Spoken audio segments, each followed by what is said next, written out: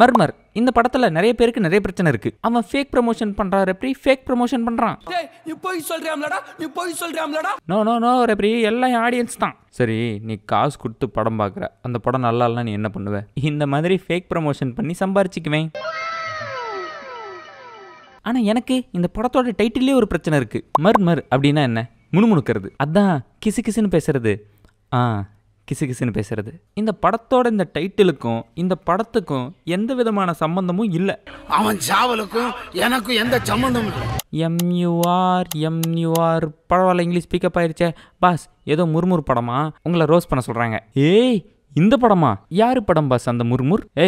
முர்முர் இல்லடா, மர்மர். அப்ப ரெண்டுக்கும் ஒரே ஸ்பெல்லிங் தானா? இந்த மர்மர் படத்துல கதை அப்படின்னு சொல்லி ஒண்ணுமே இல்லாத காரணத்தினால இந்த படத்தை நம்ம வேற மாதிரி ரேண்ட் பண்ண போறோம். இந்த புதுவிதமான வீடியோவுக்கு உங்களை புன்னகையுடன் வரவேற்கிறேன்.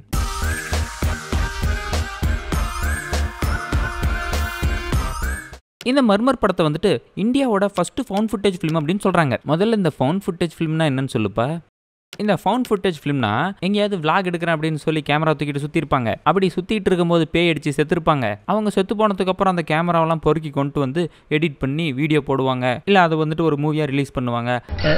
நல்லா இருக்கா, நல்லா இருக்கா அப்படின்னா தான் ஃபவுண்ட் ஃபுட்டேஜ் ஃபிலிம்னு நினச்சிங்கன்னா அதான் கிடையாது. ஃபவுண்ட் ஃபுட்டேஜ் ஃபிலிமிங் அப்படிங்கிறது ஒரு சினிமா டெக்னிக். இந்த சினிமா டெக்னிக் வந்துட்டு ரியல் டைம் ஸ்க்ரீன் பிளே ஸ்ட்ரக்சருக்கு கீழே வரும். அப்போ ரியல் டைம் ஸ்க்ரீன் பிளேனா என்னது?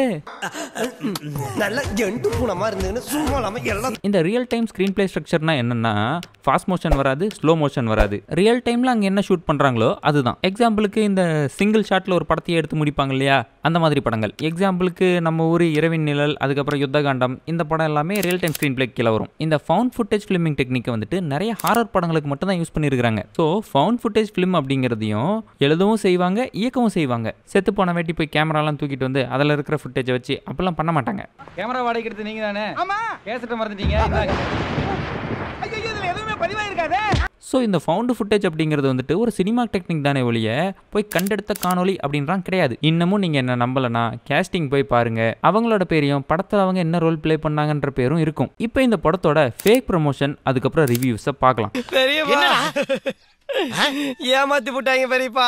இந்த குட்டி குட்டி இன்ஃப்ளூயன்சர் எல்லாத்துக்கிட்டையும் காசை கொடுத்து புதுசாக ஒரு ஹாரர் மூவி வந்திருக்கு, சூப்பரான ஹாரர் மூவி, அப்படி ஒரு ஹாரர் மூவி, ஹாரரான ஹாரர் மூவி, அப்படி இப்படின்னு பயங்கர பில்டப் போட்டுட்டு இருந்தாங்க இந்த இன்ஃப்ளூயன்சர்லாம் சேர்ந்து. ரொம்ப நாளைக்கு அப்புறம் ஒரு ஹாரர் மூவி வந்திருக்கு, போலாமா?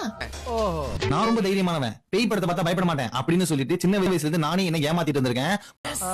பேய நம்ம பக்கத்துல இருந்து உணர்ற மாதிரியே. லேடிஸ் ஹார்ட் பேஷண்ட்ஸ் யாருமே இந்த படத்தை பாத்துறாதீங்கப்பா. அப்படி என்ன படத்தை பார்க்க வந்தேன்னு கேக்குறீங்க? மர்மர்.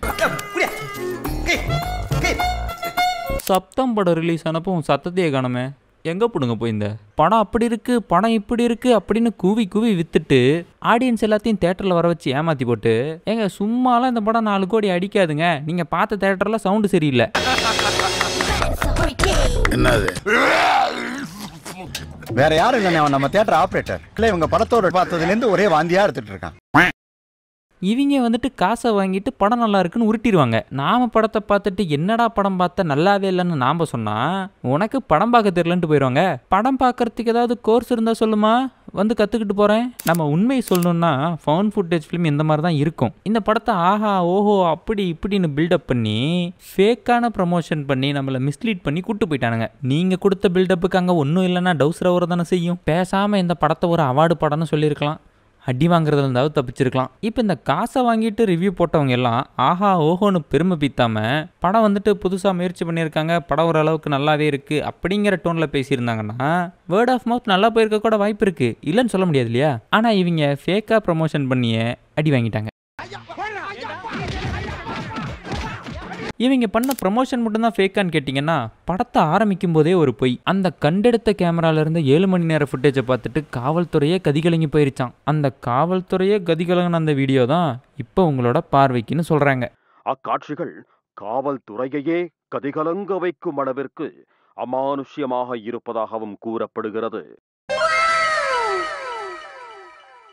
இங்கே தான் மிஸ்லீட் நம்பர் 1 ஆரம்பிக்குது. இது ஒரு உண்மை சம்பவம் நம்ப வச்சு படத்துக்குள்ளே கூட்டிகிட்டு போகிறது. சப்போஸ் இது வந்துட்டு ஒரு உண்மை சம்பவமாகவே இருந்தாலும் கூட இந்த படத்தில் வர இந்த காணொலியில் வர எதுவுமே உண்மை சம்பவம் கிடையாது. இது எல்லாமே ஷூட் பண்ணப்பட்டது, டைரக்ட் பண்ணப்பட்டது. வெளியே தான் ப்ரமோஷனுக்காக பொய்யா பேசுகிறாங்கன்னு பார்த்தா படத்துக்குள்ளேயும் பொய்யா பேசிகிட்டு இருக்காங்க.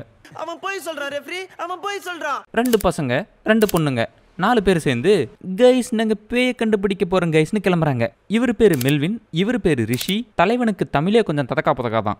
எருக்கணி சாமிங்க ஓவர் பௌர்ணமி ஐட்டம் வந்து குளிப்பாங்களாம். என்னத்தை வாங்கி குடிப்பாங்களாம்? அட வந்து குளிப்பாங்களாம்பா. கேட்கவே புல்லரிக்கல. நீ பேசுறது புரிஞ்சாதானடா எங்களுக்கு புல்லரிக்கிறதுக்கு. அப்புறம் இது ஜெனிஃபர், இது அங்கிதா. இவங்க 4 பேரும் தான் காட்டுக்குள்ளே போக போகிறாங்க. அந்த ஊரை சுற்றி காட்டுறதுக்காக இவங்க வந்துட்டு ஒருத்தரை சொல்லி வச்சுருக்காங்க. அவரை பாம்பு கடிச்சிருச்சான். அவரோட பொண்ணு தான் வருது. உங்க ஊர்ல நிறைய ரெப்டைல்ஸ் இருக்குமா? ரெப்டைல்னா மழைக்கு கூட ஸ்கூல் பக்கம் அதுங்கள போல. இவருக்கு தமிழே ததக்கா. இவர் இந்த பிள்ளைக்கு இங்கிலீஷ் சொல்லி தந்துட்டு இருக்காராம். இங்கே ஒரு ஸ்டீரியோ டைப் பண்ணுறாங்க இல்லையா, கிராமத்தில் இருந்தாலே படிச்சிருக்க மாட்டாங்க அந்த மாதிரி. அது மட்டும் இல்லாமல் அந்த கிராமத்தில் காட்டின எல்லாத்தையுமே கொஞ்சம் அறிவே இல்லை, பேயெல்லாம் நம்பிட்டு இருக்காங்க, அந்த மாதிரி தான் காட்டியிருப்பாங்க. முக்கியமாக இன்னொருத்தர் இன்டர்வியூ எடுத்துகிட்டு இருக்கும்போது ஒருத்தர் வெள்ளை சட்டை வெள்ளை வேட்டி நல்லா செயினிங்கெலாம் போட்டுக்கிட்டு பக்காவாக இருப்பார். அவர் வந்து இவர்கிட்ட ஒரு 200 கேட்குற மாதிரி ஒரு சீன். சார் ஒரு 200 கிடைக்குமா? அந்த சீனை பார்க்குறப்பயே எனக்கு ஒரு மாதிரி செம்ம இரிட்டேட்டு. அவர் வந்துட்டு ஒரு 200 கேட்குற மாதிரி எதுக்காக அந்த சீனை வச்சிருக்கணும்? அந்த இடத்துல அதுக்கு என்ன அவசியம் இருக்குது சொல்லுங்க பார்க்கலாம். அதுக்கப்புறம் இவங்க காட்டுக்குள்ளே போவாங்க. போகிறப்ப அந்த கூட வந்துச்சு இல்லையா ஒரு பொண்ணு, அந்த பொண்ணும் நான் உங்களோடய வரேன் அப்படின்னு சொல்லி வந்துடும். எல்லாரும் சேர்ந்து நடக்கிறாங்க நடந்துக்கிட்டே இருக்காங்க, பேசுகிறாங்க பேசிக்கிட்டே இருக்காங்க. இவங்க யூடியூப் வீடியோ எடுக்க வந்திருந்தா கூட கண்டென்ட்டுக்குன்னு ஏதாவது தொலைவி இருப்பாங்க. ஆனால் இவங்க பாட்டுக்கு சம்மந்தம் இல்லாமல் பேசிகிட்டு இருக்காங்க. அப்புறம் நைட் ஆனதும் ஒரு இடத்துல டென்ட்டை போட்டு சரக்கு அடிக்கிறாங்க, தம் அடிக்கிறாங்க, ஓஜோ போர்டு விளாட்றாங்க.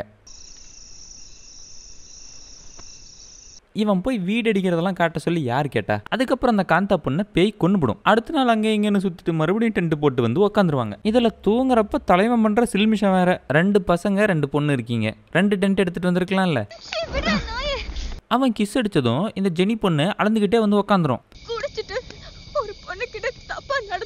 என்னடா இது, இந்த பொண்ணு தான்டா சரக்கு அடிச்சு இப்போ இப்படி பேசுது. அப்புறம் ரிஷியும் ஜெனியும் தனியாக போயிடுறாங்க. எதுக்குடா தனியாக போகணும்? அவங்கள அந்தாண்ட அனுப்பிச்சுட்டு இவங்க 2 பேரும் இந்த பக்கம் அச்சல் குஜாலாக இருக்கிறாங்க. இதெல்லாம் புயல் காத்துல உட்காந்து எவனா பொறி சாப்பிடுவான், அவங்கிட்ட போய் சொல்றா.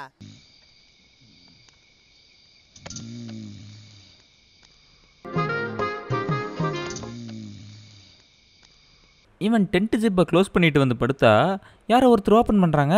மாறி ஜிப் ஓப்பன் பண்ணி விளையாண்டுட்டு இருக்கிறாங்க. ஒரு செகண்டா அப்புறம் இந்த அங்கிதா புள்ள மேட்ரை முடிச்சுட்டு தம்மில்லைன்னு சொல்லி இவனுங்களை தேடி வந்துட்டு இருக்குது. Oh my god Karuppasamy. அப்புறம் இந்த 7 கன்னிசாமிங்களை காட்டுறது. அந்த 7 கன்னிசாமிங்களும் குளிச்சிட்டு இருக்கிறத நம்ம ஹீரோ வேடிக்கை பார்த்துட்டு இருப்பாரு.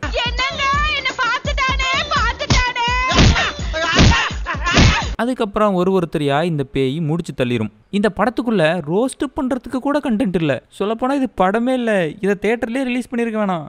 அப்புறம் எப்படி டால்பியில் பார்த்தா தான் நல்லா இருக்குன்னு நாங்கள் உருட்ட முடியும்? இந்த பேய் வரதே வருது, இருக்கிற 5 பேத்தையும் ஒட்டுக்கா போட்டு தள்ளிட்டு போயிடாதா அப்படின்னு நம்ம நினைப்போம். ஆனால் அதுக்கு ஒரு லாஜிக் வச்சுருந்தாங்க, அதையும் கரெக்டாக மெயின்டைன் பண்ணாங்க. உடம்புலேருந்து பிளட் வந்துருச்சுன்னா அந்த ரத்த வாடையை கேட்டு பேய் வந்துடும். இதுதான் அந்த ஊரில் இருக்கிறவங்க சொன்னது. முதல்ல இந்த காந்தா பிள்ளைக்கு கையில் குத்தி ரத்த வர வச்சிருவாங்க, அந்த பிள்ளையை பேய் அபேஸ் பண்ணிடும். அப்புறம் இந்த அங்கிதா பிள்ளையும் மார்ட்டினும் கொஞ்சம் அப்படி இப்படி இருப்பாங்க. ஸோ ஃபர்ஸ்ட் டைம் பிளட் வரும் அப்படின்னு நம்மளாம் நினச்சிக்க வேண்டியது தான். அதனால அவளுக்கும் பிளட் வந்துருச்சு, முடிச்சிடும். அப்போ இவன் என்ன முடிச்சதுனால தான் பேய் என்ன முடிச்சிச்சா? அதுக்கப்புறம் ஜெனிக்கு பீரியட்ஸ் ஆயிரும், அவளையும் முடிச்சு தள்ளிடும்.